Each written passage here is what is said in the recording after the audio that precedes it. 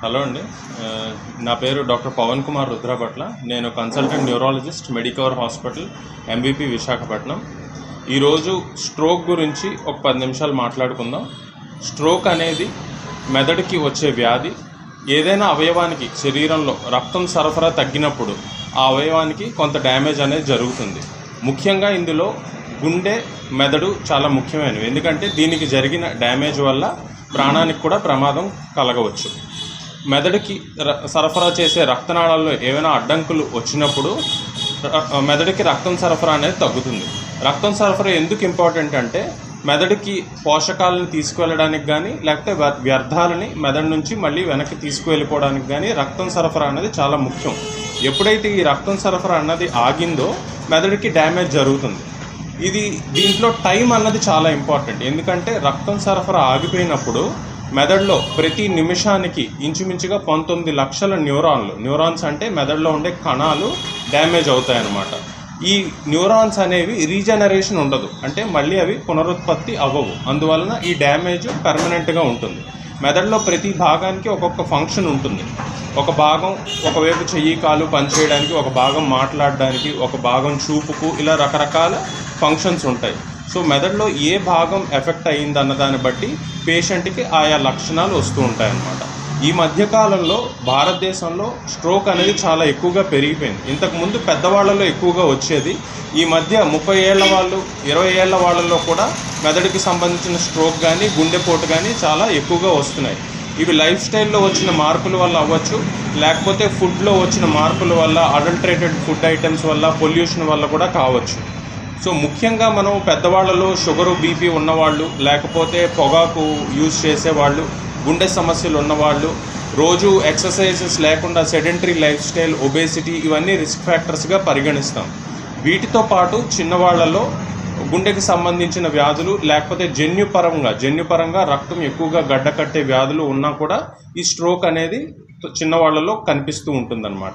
ఈ స్ట్రోక్ని గుర్తించడం అనేది చాలా ముఖ్యం. ఎందుకంటే దీన్ని తొందరగా గుర్తించినట్టయితే తగిన ట్రీట్మెంట్ తీసుకోవడం వల్ల ఈ స్ట్రోక్ వల్ల శాశ్వతంగా వచ్చే వైకల్యాన్ని మనం అరికట్టగలం.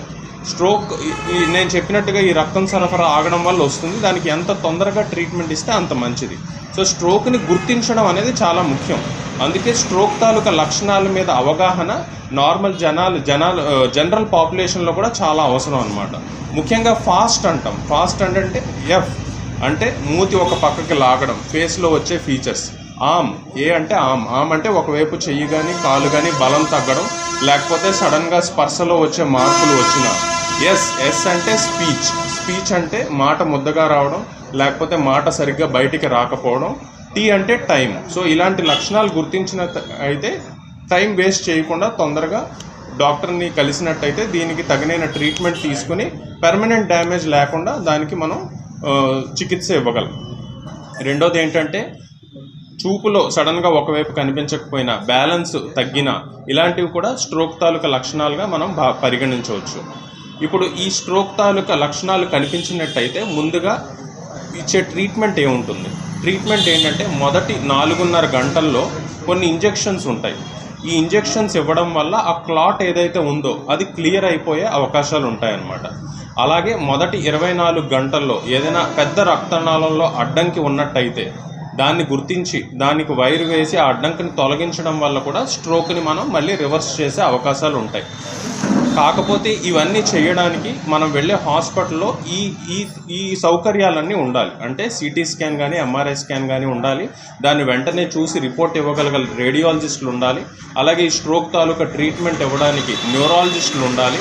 ఒకసారి ఈ ట్రీట్మెంట్ ఇచ్చిన తర్వాత, అంటే ఇంజెక్షన్ కానీ ఈ వైర్ వేసి తీయడం కానీ చేసిన తర్వాత పేషెంట్ని మానిటర్ చేయడానికి ICU setup, critical care team ఉండాలన్నమాట. సో ఈ దీన్ని స్ట్రోక్ టీమ్ అంటాం. సో ఈ టీం ఉన్న హాస్పిటల్కి ఎంత తొందరగా వీలైతే అంత తొందరగా చేరుకోవడం అనేది చాలా ముఖ్యం. ఎందుకంటే చాలామందికి స్ట్రోక్ వచ్చిన తర్వాత దాన్ని గుర్తించడంలోనే చాలా టైం పడుతుంది. ఒకసారి గుర్తించిన తర్వాత కూడా వాళ్ళు వేరే ఊర్లో ఉండి ఇలాంటి హాస్పిటల్కి దగ్గరగా లేనప్పుడు వేరే వాళ్ళని తొందరగా పంపించకపోవడం వల్ల, లేకపోతే ట్రాన్స్పోర్ట్లో లేట్ అవ్వడం వల్ల ట్రీట్మెంట్ చాలాసార్లు లేట్ అయ్యి వాళ్ళకి పెర్మనెంట్గా వైకల్యం పెర్మనెంట్గా పక్షవాతం అనేది ఉండిపోవడానికి అవకాశం ఉంటుంది. అందుకని ఈ స్ట్రోక్ తాలూకా లక్షణాల గురించి అవగాహన అనేది జనరల్ పాపులేషన్లో చాలా ముఖ్యం. అలాగే ప్రైమరీ కేర్ అంటే మొట్టమొదట పేషెంట్ ఎక్కడికైతే వెళ్తారో అక్కడ ఉండే డాక్టర్లకు కానీ అక్కడ ఉండే స్టాఫ్కి కానీ ఈ స్ట్రోక్ తాలూకా లక్షణాల గురించి అవగాహన ఉండడం అనేది చాలా ముఖ్యం. అందుకే స్ట్రోక్లో ఏమంటామంటే టైమ్ ఈజ్ బ్రెయిన్ అంటాం. అంటే టైం అవుతున్న కొద్దీ బ్రెయిన్ కూడా మనకి దాని తాలూకా డ్యామేజ్ పెరిగిపోతూ ఉంటుంది అన్నమాట. So time is brain. ఎంత తొందరగా మన స్ట్రోక్ని గుర్తించినట్టయితే అంత తొందరగా దానికి ట్రీట్మెంట్ ఇవ్వడం, పర్మనెంట్ డ్యామేజ్ లేకుండా చూసుకోవడానికి మనకి హెల్ప్ అవుతుంది. సో మీరందరూ ఈ లక్షణాలని గుర్తించి పేషెంట్ని ఎంత తొందరగా వీలైతే అంత తొందరగా టెర్షరీ సెంటర్స్ అంటే ఈ స్ట్రోక్ టీమ్స్ ఉన్న సెంటర్స్కి తీసుకొచ్చినట్టయితే వాళ్ళకి ట్రీట్మెంట్ మనం ఇచ్చే అవకాశం ఉంటుంది. Thank you.